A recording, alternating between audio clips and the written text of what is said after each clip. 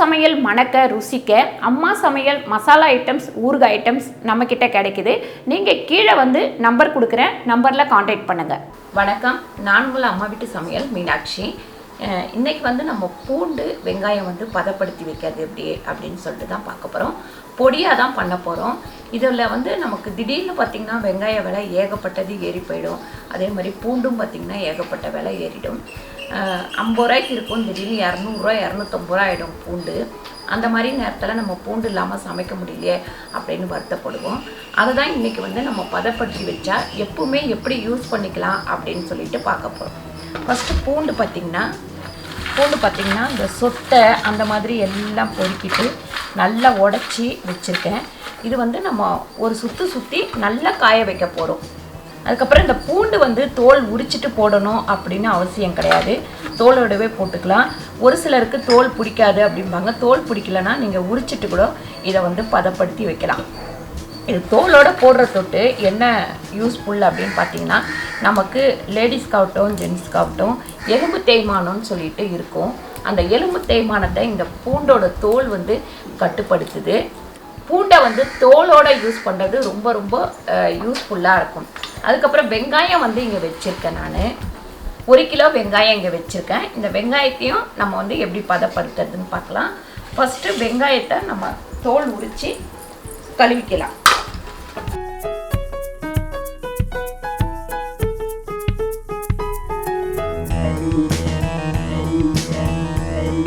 பாருங்க, வெங்காயத்தை வந்து தண்ணியில் போட்டு கொஞ்சம் நல்லா கழுவிட்டு இப்படி தொடச்சி எடுத்துக்கோங்க.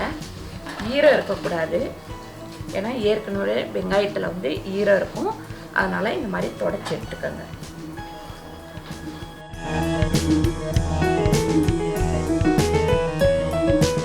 இந்த மாதிரி மிக்ஸி இருந்தால் இதில் போட்டு நல்லா கொஞ்சம் பொடியாக கட் பண்ணி எடுத்துக்கோங்க. அப்படி இல்லைன்னா கையில் கூட நம்ம பொடியாக கட் பண்ணி எடுத்துக்கலாம். பாருங்கள், இந்த வெங்காயம் வந்து நல்லா காய வச்சு பொடி பண்ணி டப்பாவில் போட்டு வச்சுக்கணும். அப்படின்னா நம்ம வந்து நூடுல்ஸுக்கு, அதுக்கப்புறம் பார்த்திங்கன்னா மேகி, இதுக்கெல்லாம் கூட நம்ம இதை வந்து யூஸ் பண்ணிக்கலாம்.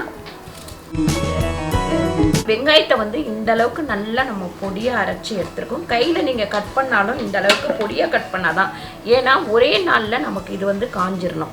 1 நாள் இல்லைன்னா 2 நாளில் காஞ்சிடணும். ஃபஸ்ட்டு நாள் காய வைக்கும் போதே ஓரளவுக்கு இந்த தண்ணியெல்லாம் வத்துற அளவுக்கு பெரிய தட்டில் போட்டு காய வைங்க. இந்த வெங்காயம் பூண்டு இதெல்லாம் நம்ம இந்த மாதிரி பதப்படுத்தி வைக்கிறதுனா கரெக்டாக நம்ம ஏப்ரல் மே ஜூன் இந்த 3 மாதத்துக்குள்ளே செஞ்சாதான் இது எல்லாமே செய்ய முடியும். ஏன்னா அப்போ தான் வந்து நமக்கு நல்ல வெயில் கிடைக்கும். அந்த வெயிலில் காஞ்சாதான் இது வந்து பதப்படுத்தி வச்சாலும் 1 வருஷம் 2 வருஷத்துக்கு நம்ம வச்சுக்கலாம். இப்போ நம்ம பூண்டு தோலோடவே அரைச்சி எடுத்துக்கலாம். அரைச்சினா ரொம்ப நைஸாக அரைச்சி எடுக்கக்கூடாது, கொருன்னு அரைச்சி எடுத்துக்கணும்.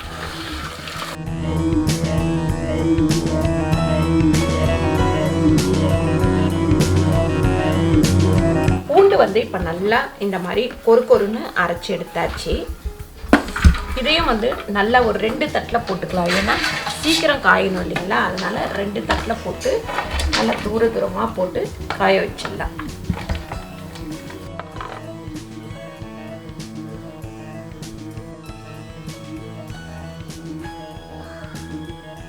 இது வந்து மொட்டை மாடியில் தான் காய பண்ணணும் இல்லை, பால்கனி இருந்தால் கூட நல்ல வெயில் படுற இடமா இருந்தால் அந்த இடத்துல கூட காய வச்சு இதை நம்ம பதப்படுத்திக்கலாம். நடுப்புற வெயில் காயும் போது ஒரு 2 தடவை இதை கலரி விட்டுட்டிங்கன்னா ஒரே நாளில் கூட காஞ்சிடும். இப்போ அடிக்கிற வெயிலுக்கு, அதாவது சித்திரையில் வந்து அந்த அக்னி நட்சத்திரம் அந்த மாதிரி வருது பார்த்திங்களா, அந்த வெயிலில் காய வச்சிங்கன்னா சூப்பராக காஞ்சிடும். இது நல்லா காயட்டும், அதுக்கப்புறம் கொண்டு போய் நம்ம அரைக்கலாம். பாருங்கள், வெங்காயம் வந்து 2 நாள் நல்லா காய வச்சு எடுத்துருக்கேன். நல்லா மொடன்னு இருக்குது பாருங்கள், நல்லா இந்த மாதிரி இருக்குது. இந்த மாதிரி காய வச்சுருக்கணும். இப்போ காயிற வெயிலுக்கு வந்து நமக்கு 2 நாளில் நல்லா காஞ்சிடும். இந்த சீசனில் தான் இதை வந்து நம்ம செஞ்சு வைக்க முடியும். இது வந்து இந்த வெங்காயம் இப்படியே கூட நீங்கள் எடுத்து வைக்கலாம். கிட்டத்தட்ட ஒரு வருஷத்துக்கு இது கெட்டு போகாது. இதுக்கு நடுப்புற நம்ம ஒரு டைம் வந்து எடுத்து காய வைக்கணும். அதாவது இப்போ இந்த மாதிரி பதப்படுத்தி எடுத்து வச்சுக்கிறோம் அப்படின்னா நடுப்புற ஒரு டைம் வந்து காய வச்சு வெயிலில் போட்டு எடுத்து வச்சுக்கலாம். இது வந்து உங்களுக்கு மீன் குழம்புக்கு, அதுக்கப்புறம் நம்ம சாம்பார், காரக்குழம்பு, வத்தக்குழம்பு இது எல்லாத்துக்குமே இப்படியே நம்ம யூஸ் பண்ணிக்கலாம். அதுக்கப்புறம் இதை வந்து நைஸாக மிக்சியில் அரைச்சி எடுத்து வச்சுக்கிட்டோம் அப்படின்னாக்கா நம்ம குழம்பு தாளிக்கும் போது கூட கொஞ்சம் போட்டு நல்லா பொரிச்சிட்டு அப்படியே குழம்பு கூட தாளிச்சிக்கலாம். எல்லாத்துக்குமே இந்த வெங்காய பொடி வந்து யூஸ் ஆகும். இப்போ இதை வந்து நான் இப்படியே பதப்படுத்தி கொஞ்சமும் அரைச்சி கொஞ்சமும் வைக்கலான் இருக்கிறேன். பாருங்க, இந்த வெங்காயத்தை வந்து மிக்சியில் போட்டுக்கலாம். நல்லா காஞ்ச வெங்காயத்தை மிக்சியில் போட்டு பொடி பண்ணி ஜலிச்சு எடுத்துக்கலாம். பாருங்க, ரொம்ப நைஸாக இல்லாமல் இந்த மாதிரி ஓரளவுக்கு கொறுன்னு அரைச்சி வச்சுக்கோங்க. இப்போ இதை நம்ம பாட்டிலில் போட்டுடலாம். பாருங்க, சூப்பராக வெங்காய பொடி வந்து ரெடி ஆயிடுச்சு. இதை வந்து நம்ம பாட்டிலில் போட்டு வச்சுக்கலாம். இது வந்து உங்களுக்கு கிட்டத்தட்ட 1 வருஷம் கூட கெட்டு போகாமல் இருக்கும். ரொம்ப நல்லாயிருக்கும். ஆனால் என்ன, நல்லா காய வச்சு வைக்கணும். நம்ம பூண்டு பொடிக்கு வந்து நீங்கள் வந்து நான் ஏற்கனவே சொல்லியிருக்கேன், நம்ம தோலோடு யூஸ் பண்ணுறது வந்து ரொம்ப நல்லது. ஏன்னா எலும்பு தேய்மானத்துக்கெலாம் இந்த தோல் வந்து நல்லா யூஸ் ஆகுது. அதனால் தோலோடவே நல்லா அரைக்கணும். இந்த மாதிரி சவுண்டு வர்ற அளவுக்கு நீங்கள் காய வைக்கணும். பாருங்கள், இந்த மாதிரியே கூட நம்ம எடுத்து வைக்கலாம். இல்லை எங்களுக்கு நைஸாக தான் வேணும் அப்படின்னா நல்லா நம்ம ஒரு ஜல்லடையில் கொட்டி ஜலிச்சு எடுத்துக்கலாம். இது பார்த்திங்கன்னா உங்களுக்கு பிஸ்ஸா பண்ணும்போது அது மேலே தூவிக்கலாம், அவ்வளோ நல்லாயிருக்கும். அதுக்கப்புறம் மேகி பண்ணும்போதும் இதை போட்டுக்கலாம். காரக்குழம்பு வைக்கும் போது இதை போட்டு வச்சிங்கன்னா ரொம்ப நல்லாயிருக்கும். ரசத்துக்கு அதே மாதிரி பருப்பு வேக வைக்கும் போது இந்த பொடி போட்டிங்கனாக்கா வாயு தொல்லை இல்லாமல் நல்லாயிருக்கும். அதாவது கடலப்பருப்பு கூட்டு பண்ணுறோம், சாம்பார் வைக்கிறோம், அதெல்லாம் இந்த பூண்டு பொடியை கொஞ்சம் சேர்த்துக்கலாம். கேஸ் ப்ராப்ளம் இருக்குது அப்படின்னா சுடுதண்ணி நல்லா கொதிக்க வச்சுட்டு இதை வந்து ஒரு 2 சிட்டிகை அந்த சுடுதண்ணியில் போட்டு கலக்கிட்டு குடிக்கலாம். அது தவிர இந்த பொடி பண்ணி வச்சுக்கிட்டிங்க அப்படின்னா பால் கொடுக்குற தாய்மார்களுக்கெல்லாம் இது ரொம்ப யூஸ்ஃபுல்லாக இருக்கும்.